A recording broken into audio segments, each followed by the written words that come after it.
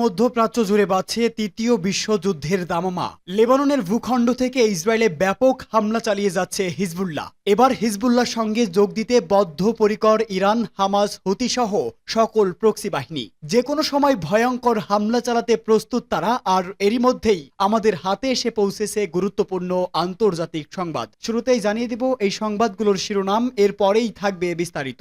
লেবাননের হিজবুল্লাহর সামরিক কমান্ডারের শাহাদাতে হামাসের কঠিন বার্তা, ইসরায়েল শাস্তি পাবে বলে হুঁশিয়ারি।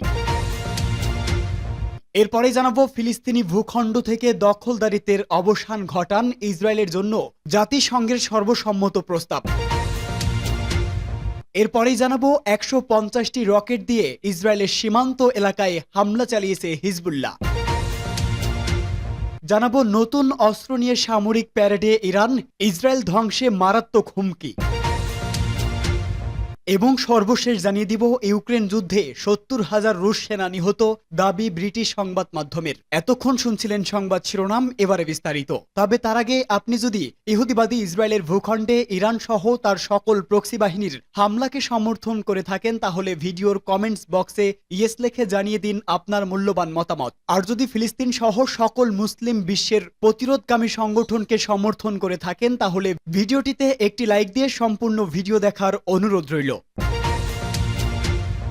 লেবাননের হিজবুল্লাহ সামরিক কমান্ডারের শাহাদাতে হামাসের বার্তা, ইসরায়েল শাস্তি পাবে। দখলদার ইসরায়েলের হামলায় লেবাননের ইসলামী প্রতিরোধ আন্দোলন হিজবুল্লাহর শীর্ষস্থানীয় কমান্ডার ইব্রাহিম আকিলের শাহাদাতের ঘটনায় শোক ও সমবেদনা জানিয়ে বার্তা দিয়েছে ফিলিস্তিনের ইসলামী প্রতিরোধ আন্দোলন হামাস।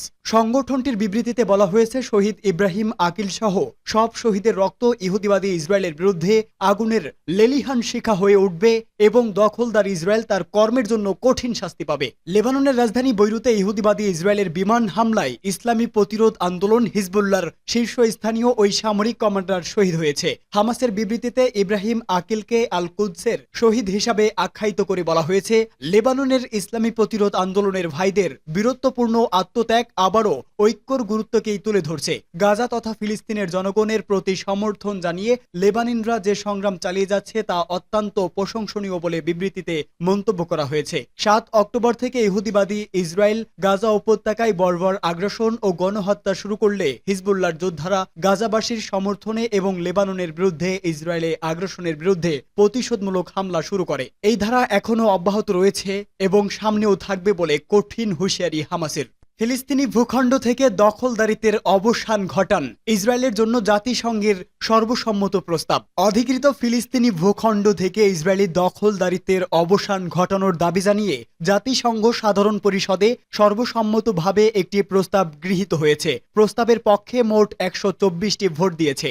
অন্যদিকে আমেরিকা সহ ১৪টি দেশ প্রস্তাবের বিরোধিতা করেছে। ব্রিটেন, সুইজারল্যান্ড, ইউক্রেন, ভারত এবং জার্মানি সহ ৪৩টি দেশ ভোট দেওয়া থেকে বিরত ছিল। আন্তর্জাতিক বিচার আদালত ওই পর্যবেক্ষণকে গতকালের প্রস্তাবে স্বাগত জানানো হয়েছে। জাতিসংঘের সর্বোচ্চ আদালত বলেছে এটি যত দ্রুত সম্ভব করা উচিত। এছাড়া অধিকৃত ফিলিস্তিনি ভূখণ্ডে ইসরায়েলি দখলদারিত্বের জন্য যত প্রাকৃতিক এবং স্থানীয় জনগণের ক্ষয়ক্ষতি হয়েছে তার জন্য ক্ষতিপূরণ দেওয়ার আহ্বান জানানো হয়েছে এই প্রস্তাবে। পাশাপাশি ইহুদিবাদী ইসরায়েলের বিরুদ্ধে নিষেধাজ্ঞা আরোপ এবং অস্ত্র আমদানির উপর অবরোধ আরোপের দাবি করা হয়েছে। জাতিসংঘে নিযুক্ত ফিলিস্তিনের রাষ্ট্রদূত রিয়ার মনসুর বলেছে, কোনো দখলদার শক্তি তার দখলে থাকা জনগণের অবিচ্ছেদ্য অধিকারের উপর ভেটো প্রয়োগ করতে পারে না। এবার ইসরায়েলে হিজবুল্লাহর ভয়াবহ রকেট হামলা। লেবাননে ইসরায়েলি যুদ্ধ বিমান হামলার জবাবে এবার দেশটিতে রকেট হামলা চালালো সশস্ত্র গোষ্ঠী হিজবুল্লাহ। ১৫০টি রকেট দিয়ে ইসরায়েলের সীমান্ত এলাকায় হামলা চালানো হয়। ইসরায়েলি পাবলিক ব্রডকাস্ট ক্যানের বরাতে এই তথ্য জানিয়েছে বার্তা সংস্থা রয়টার্স। ইসরায়েলের জাতীয় অ্যাম্বুলেন্স পরিষেবা বলছে, ওই হামলায় প্রাথমিকভাবে কেউ হতাহত বা ক্ষয়ক্ষতির তথ্য পাওয়া যায়নি। এর আগে হিজবুল্লাহ জানায় কাতিউষা রকেট দিয়ে ৬০টি হামলা চালিয়েছে তারা। পরে তারা জানায় মোট ১৪০টি রকেট দিয়ে ইসরায়েলের বিভিন্ন লক্ষ্যবস্তুতে হামলা চালানো হয়। কাতার ভিত্তিক সংবাদ মাধ্যম আল জাজিরা বলেছে, এসব হামলায় একজন হতাহতের তথ্য প্রকাশ করেছে ইসরায়েলি কয়েকটি সংবাদ মাধ্যম। লেবাননের ন্যাশনাল নিউজ এজেন্সি জানিয়েছে, এর আগে গত বৃহস্পতিবার সন্ধ্যায় দেশটির দক্ষিণে কমপক্ষে ৫২টি হামলা চালিয়েছে ইসরায়েল। লেবানন ও উত্তর ইসরায়েলের সামরিক স্থাপনায় হামলা চালায়। এর আগে হিজবুল্লাহর নেতা হাসান নাসরুল্লাহ বলেন, সপ্তাহের শুরুতে মারাত্মক বিস্ফোরণ সমস্ত রেড লাইন অতিক্রম করেছে। ইসরায়েলকে অভিযুক্ত করে তিনি যা বলেন তা আসলে এক অর্থে যুদ্ধেরই ঘোষণা বলে মনে করছে বিশ্লেষকরা। অবশ্য লেবাননে একযোগে পেজার ও ওয়াকিটকি বিস্ফোরণের দায় এখনও স্বীকার করেনি ইসরায়েল। গত বছরের অক্টোবরে ফিলিস্তিনি গাজা উপত্যকায় ইসরায়েল ব্যাপকভাবে হামলা চালাতে শুরু করে হামাস। তা প্রতিহতের পাশাপাশি ইসরায়েলও হামলা চালাচ্ছে। এই দ্বন্দ্বে হামাসকে সমর্থন দিয়ে আসছে হিজবুল্লাহ। নতুন অস্ত্র দিয়ে সামরিক প্যারেডে ইরান। প্রতিরক্ষা সপ্তাহের প্যারেডে বেশ কিছু সংখ্যক ব্যালিস্টিক ক্ষেপণাস্ত্রের প্রদর্শনী করেছে ইরান।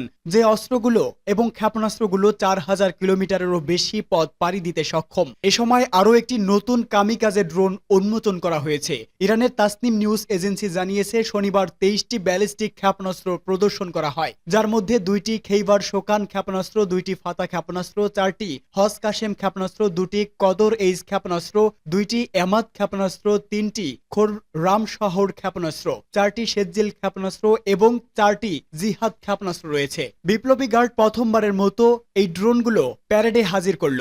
নতুন সামরিক এই সরঞ্জামগুলো দক্ষিণ তেহরানে ইরানের প্রয়াত প্রতিষ্ঠাতা ইমাম খমেনির সমাধি স্থলে প্রদর্শন করা হয়। 44 বছর আগে ইরাকের সাবেক স্বৈরশাসক সাদ্দাম হোসেনের ইরান আক্রমণের সূচনা উপলক্ষে কুচকাওয়াজ অনুষ্ঠিত হয়। কুচকাওয়াজে প্রদর্শন করা অন্যান্য ইরানি অস্ত্রের মধ্যে খেইবার শোকন এবং শেজিল, ইরানি সলিড ফুয়েল মাঝারি পাল্লার ব্যালিস্টিক ক্ষেপণাস্ত্র, ইমাদ তরল জ্বালানি এবং মাঝারি পাল্লার ক্ষেপণাস্ত্র, ব্যালিস্টিক ক্ষেপণাস্ত্র, কোরমার শহর মাঝারি পাল্লার ব্যালিস্টিক ক্ষেপণাস্ত্র, হজকাশেম ব্যালিস্টিক ক্ষেপণাস্ত্র, পাশাপাশি ফাত্তাহ হাইপারসোনিক মাঝারি পাল্লার ক্ষেপণাস্ত্রটি উপস্থাপন করা হয়। ইরানের সামরিক বিশ্লেষকরা এবং প্রকৌশলীরা সাম্প্রতিক বছরগুলিতে বিস্তৃত পরিসরে দেশীয় সরঞ্জাম তৈরিতে বেশ সাফল্য অর্জন করার দাবি করছে। ইরানের কর্মকর্তারা বারবার জোর দিয়ে বলেছে দেশটির ক্ষেপণাস্ত্র শক্তি সহ সামরিক সক্ষমতা জোরদার করতে দ্বিধা করবে না, যা সম্পূর্ণরূপে প্রতিরক্ষার জন্য এবং ইরানের প্রতিরক্ষা সক্ষমতা কখনোই আলোচনার বিষয় হবে না। ইসলামী বিপ্লবের নেতা আয়াতুল্লাহ আলী খামেনি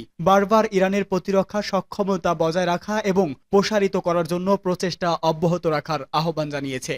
ইউক্রেন যুদ্ধ 70,000 রুশ সেনা নিহত দাবি ব্রিটিশ গণমাধ্যমের। 2 বছরেরও বেশি সময় ধরে চলা ইউক্রেন রাশিয়া যুদ্ধে এখন পর্যন্ত প্রায় 70,000-এরও বেশি রুশ সেনা নিহত হয়েছে বলে দাবি করেছে ব্রিটিশ সংবাদ মাধ্যম বিবিসি ও বেসরকারি রুশ অনলাইন মিডিয়াগুলো। ইউক্রেনে নিহত 70,112 জন রুশ সেনার নাম পরিচয় নিশ্চিত করা গেছে জানিয়ে গণমাধ্যমগুলো জানিয়েছে নিহতের প্রকৃত সংখ্যা অনেক বেশি বলে ধারণা করা হচ্ছে। বিবিসি বলছে কিছু পরিবার তাদের স্বজনের মৃত্যুর বিষয়ে কোনো তথ্য দেয়নি। এছাড়া অনেকের নাম যাচাই করা সম্ভব হয়নি। পূর্ব ইউক্রেনের রুশ অধিকৃত দৈনস্ক ও লুহানস্ক যারা নিহত হয়েছেন তাদের নামও একই তালিকায় অন্তর্ভুক্ত করা হয়নি। এর আগে এই দুটি সংস্থা আগস্টের মাঝামাঝি সময়ে নিহতের সংখ্যা 66,000 বলে জানিয়েছিল।